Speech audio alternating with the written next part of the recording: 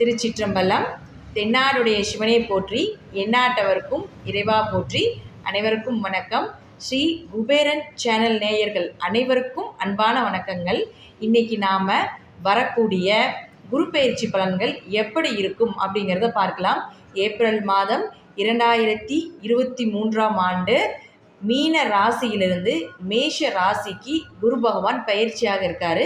12 ராசிகளுக்கும் என்ன மாதிரி பலன்களை இந்த குரு பகவான் கொடுக்குறாரு அப்படிங்கிறத நாம் முழுமையாக இந்த பதிவுகளை பார்க்கலாம். இப்போது விருச்சிக ராசிக்கு உண்டான குரு பகவானுடைய பயிற்சி பலன்கள் எப்படி இருக்கும் அப்படின்னு பார்க்கலாம். இதுதான் உங்களுடைய ராசி. இங்கே தான் சந்திரன் இருப்பார் இல்லைங்களா? இந்த சந்திரன் இருக்கக்கூடிய இடம்தான் உங்களை வழிநடத்தக்கூடிய ஒரு இடம். இப்போ உங்களுடைய ராசி அதிபதி செவ்வாய். பொதுவாக இப்போ உங்களுக்கு அர்த்தாஷ்டம சனி நடந்துகிட்டு இருக்கு.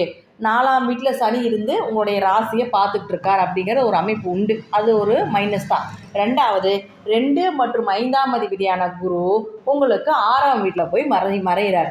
அப்போ இது 2 மைனஸ். கண்டிப்பாக இந்த விருச்சிக ராசிக்கு இந்த குரு கொஞ்சம் சப்போர்ட் இல்லாமல் தான் இருக்கார் அப்படிங்கிறது ஒரு அமைப்பு இருந்தாலும், இந்த 6 ராசி கட்டங்களை எங்காவது இருந்து விட்டால், அந்த சனியும் அந்த குருவும் இந்த 6 ராசி கட்டங்களை எங்காவது இருந்து விட்டால் அதனுடைய தாக்கங்கள் குறையும் அப்படிங்கிறதையும் நாம் எடுத்துக்கலாம். இப்போ எப்படி அப்படிங்கிறத நான் உங்களுக்கு சொல்கிறேன். இப்போ 1 மற்றும் 6ஆம் அதிபதியான செவ்வாய் இந்த 6 ராசி கட்டங்கள் எங்கே இருந்தாலும் நிச்சயமாக வேலை கிடைக்கும்.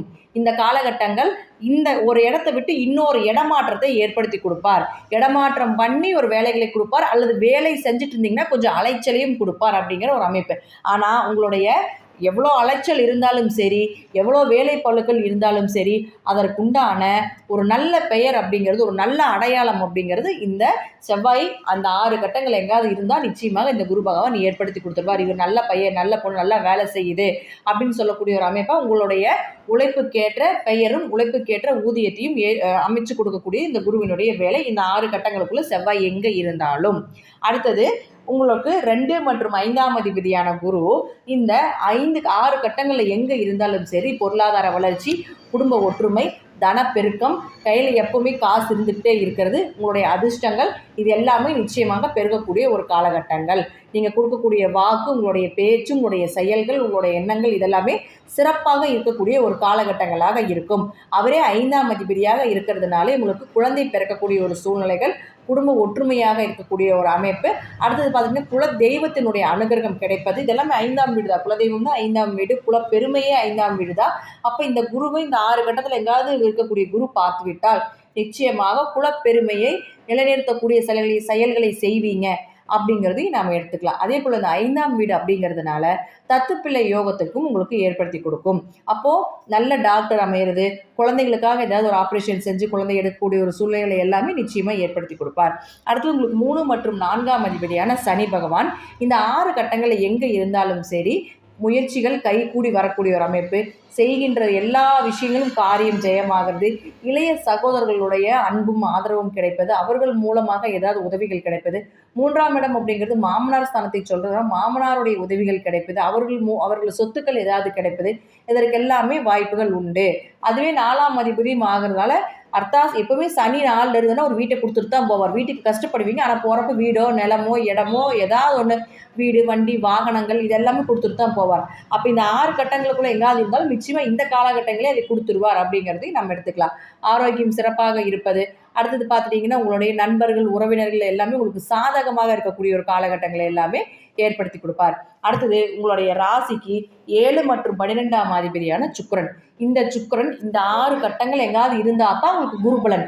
சாதாரண இந்த ராசி குருபலன் வந்துருச்சா, இந்த ராசி குருபலன் வந்துருச்சா அப்படின்லாம் கேட்கக்கூடாது. இந்த 6 கட்டங்கள் எங்காவது இருந்தால் தான் உங்களுக்கு முழுமையான குருபலன் இருக்கக்கூடிய ஒரு காலகட்டங்கள். அப்போது நிச்சயமாக உங்களுக்கு இந்த வருடம் திருமணம் நடப்பதற்குண்டான வாய்ப்புகளை ஏற்படுத்தி கொடுப்பார். வியாபாரத்தில் நல்ல லாபத்தை ஏற்படுத்தி கொடுப்பார். வியாபார ரீதியாக பல இடத்துக்கு சென்று வரக்கூடிய ஒரு அமைப்பையும் ஏற்படுத்தி கொடுப்பார். வியாபாரத்தில் நல்ல லாபத்தை பெருக்கி கொடுப்பார். அவரே 12ஆம் இடங்கிறத உங்களுக்கு வெளிநாடு வெளியூர் பயணங்களை ஏற்படுத்தி கொடுக்கும். அப்போது நீங்கள் கண்டிப்பாக ஏதாவது ஒரு விஷயத்துக்காக வெளிநாடு போக வேண்டியது, வெளியூர் போக வேண்டியது, கொஞ்சம் டிராவலிங் அதிகப்படுத்தி கொடுக்கக்கூடிய ஒரு காலகட்டத்தை ஏற்படுத்தி கொடுப்பார். அது தீர்த்த யாத்திரையாக கூட இருப்பதற்கு வாய்ப்புகளும் ஏற்படுத்தி கொடுப்பார் அப்படிங்கிறது நம்ம எடுத்துக்கலாம். ஏன்னா 7னா உங்களுக்கு சுப நிகழ்ச்சிகளை சொல்றதுனால சுப நிகழ்ச்சிக்கு உண்டான அமைப்பையும் நிச்சயமாக ஏற்படுத்தி கொடுப்பார். அதற்குண்டான அலைச்சலையும் அதற்குண்டான நல்ல பெயர்களையும் உங்களுக்கு கண்டிப்பாக காட்டி கொடுப்பார். அடுத்து உங்களுடைய ராசிக்கு 8 மற்றும் 11ஆம் அதிபதியான புதன். இப்போ 8, 11 சேர்ந்துச்சுன்னா கண்டிப்பாக மறைமுக பணம் ஜாதகத்திலே இருந்தாலும் நம்ம என்ன சொல்லுவோம், மறைமுகமான பணம் நிறைய இருக்கும் அவங்க கிட்ட. அப்போ இந்த 8 மற்றும் 11ஆம் அதிபதியான புதன் இந்த 6 கட்டங்கள் எங்க இருந்தாலும் இப்போ நிறைய பணப்புழக்கங்கள் கிடைக்கும். சிறுசா பண்ணீங்கனாலும் அது வந்து பெரிய லாபத்தை கொடுக்கக்கூடிய ஒரு அமைப்பாக இருக்கும். திடீர் அதிர்ஷ்டங்கள் பெருகி வரக்கூடிய ஒரு காலகட்டத்தையும் ஏற்படுத்தி கொடுப்பார். 8ஆம் இடம் வந்து எல்லாத்துக்குமே நிவர்த்தி. 6ஆம் இடம் வந்து கடனை உருவாக்கினாலும் 8ஆம் இடம் தான் வந்து கடன் நிவர்த்தியை சொல்லக்கூடிய ஒரு இடம். அப்போ கடன் நிவர்த்தி ஆகக்கூடிய ஒரு அமைப்பு, நோய் நிவர்த்தி ஆகக்கூடிய ஒரு அமைப்பு. 11ஆம் இடம் அப்படிங்கிறது மூத்த சகோதரர்கள் மூலமாக உங்களுக்கு உதவிகள் கிடைக்கக்கூடிய ஒரு காலகட்டங்கள். அதே போல் இந்த 11ஆம் இடம்ங்கிறது 2ஆம் திருமணத்தை ஏற்படுத்தி கொடுக்கக்கூடிய ஒரு காலகட்டங்களாக இருக்கிறதுனால நிச்சயமாக 2ஆம் திருமண வாய்ப்பையும் ஏற்படுத்தி கொடுப்பார். அடுத்து உங்களுக்கு 10ஆம் அதிபதி. இந்த 10ஆம் அதிபதி யாருன்னா உங்களுக்கு சூரியன். 10ஆம் இடம் அப்படிங்கிறது மாமியார் ஸ்தலத்தையும் குறிக்கிறதுனால மாமியார் மருமகள் சண்டை எல்லாமே விலகுவதற்குண்டான வாய்ப்புகள் இந்த 6 கட்டங்கள் எங்கே இருந்தாலும் நடக்கும். அதே போல் 10ஆம் இடங்கிறது தொழில் ஸ்தானத்தை குறிக்கிறதுனால தொழில் நல்ல பெருக்கங்கள், தொழிலில் நல்ல லாபங்கள், தொழிலில் இன்வெஸ்ட்மெண்ட் போட்டு பண்ணக்கூடிய ஒரு அமைப்பு, தொழிலில் நல்ல முயற்சி எடுத்து முன்னேற்றத்திற்குண்டான பாதைகளை ஏற்படுத்தி கொடுப்பார். சூரியன் அப்படிங்கிறதுனால அவர் வளர்ச்சிகளை மட்டுமே கொடுக்கக்கூடிய ஒரு கிரகம். எப்போவுமே எந்த இடத்துல இருந்தாலும் சரி அதற்குண்டான வளர்ச்சி நிச்சயமாக இருக்கும். அப்போது இது எல்லாமே இவர் ஏற்படுத்தி கொடுப்பார் அப்படிங்கிறது தான் இந்த குரு பயிற்சிக்குண்டான ஒரு அமைப்பு. இப்போ ராகுகேதுக்கள் இருக்காங்களே, அப்போ ராகுகேதுக்கள் எல்லாமே ஆப்போசிட்டில் சுற்றுற கிரகமாக இருக்கிறதுனால, எதிர்முனையில் சுற்றக்கூடிய கிரகமாக இருப்பதனால் நல்ல இடத்துல இருந்தால் நல்ல பலன்களும், தீய இடத்துல இருந்தால் தீய பலன்களையும் கொடுப்பதற்குண்டான வாய்ப்புகளும் உண்டு. இது வந்து ஒரு 20 முதல் ஒரு 30% நிச்சயமாக உங்கள் ஜாதகத்தில் நடக்கும். ஏன்னா ஒரு கடைசிக்கு இந்த 6 கட்டத்தில் ஒரு 2 கிரகம் அல்லது 3 கிரகங்களாவது நிச்சயமாக உங்கள் ஜாதகத்தில் இருக்கும். அதற்குண்டான பலன்களை மட்டும் எதிர்பாருங்க. அதற்குண்டான உறவுகளுக்கு சம்மந்தப்பட்ட விஷயத்தில் மட்டும் நீங்கள் நம்பிக்கையாக இருங்க. மற்ற எந்த விஷயத்திலையும் பெரிய அளவுக்கு ஈடுபாடு இல்லாமல் இருப்பது சிறப்பான ஒரு விஷயமாக இருக்கும். நம்ம முழுமையாக நம்ம பார்க்கணும், என்னென்ன நடக்கும், எப்படி நடக்கும், அப்போ இந்த கட்டத்தில் இருந்தால் என்ன, அந்த கட்டத்தில் இருந்தால் என்னன்ட்டு நம்ம முழுமையாக பார்க்கறது தான் ஜாதகத்தை அனலைஸ் பண்ணும்பொழுது தான் நமக்கு தெரியும். நன்றி. மீண்டும் ஒரு நல்ல பதிவில் சந்திக்கலாம். திருச்சிற்றம்பலம், தில்லையம்பலம், ஸ்ரீ நரசிம்ம திருவடிகளே சரணம். ஸ்ரீ குபேரன் டிவியை பார்த்தமைக்கு நன்றிகள். மேலும் இது போன்ற தகவல்களை தெரிந்து கொள்ள ஸ்ரீ குபேரன் டிவியை சப்ஸ்கிரைப் செய்யுங்கள். மறக்காமல் பெல் ஐக்கானை கிளிக் செய்யுங்கள்.